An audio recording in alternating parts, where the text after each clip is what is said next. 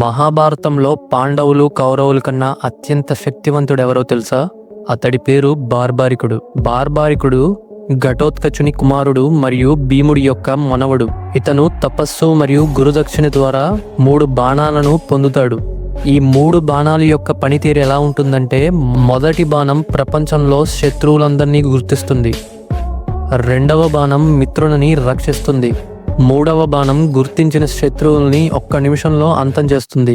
ఒకరోజు బార్బారికుడు ఏమని ప్రతిజ్ఞ చేశాడంటే, ఎప్పుడు యుద్ధంలో ఎవరు ఓడిపోతారో వారి పక్షాన ఉండి వారికి సహాయపడతాను అని అంటాడు. ఈ విషయం తెలుసుకున్న శ్రీకృష్ణుడు అతని శక్తి సామర్థ్యాలను చూసి ఆశ్చర్యపోతాడు. కృష్ణుడి వంటి వారే ఆశ్చర్యపోయారంటే అతను ఎంత బలవంతుడో ఆలోచించండి. అప్పుడు కృష్ణుడు ఇలా అంటాడు, జరగబోయే యుద్ధంలో ధర్మమే గెలవాలంటే బార్బారికుని తల అర్పించమంటాడు. అది విన్న బార్బారికుడు వెంటనే ఒప్పుకుంటాడు. అప్పుడు కృష్ణుడు బార్బారికుని తల కురుక్షేత్ర యుద్ధం జరిగే దగ్గరలో ఒక పెద్ద కొండపైన ఉంచి ధర్మయుద్ధం ఎలా జరుగుతుందో చూడమని చెప్తాడు.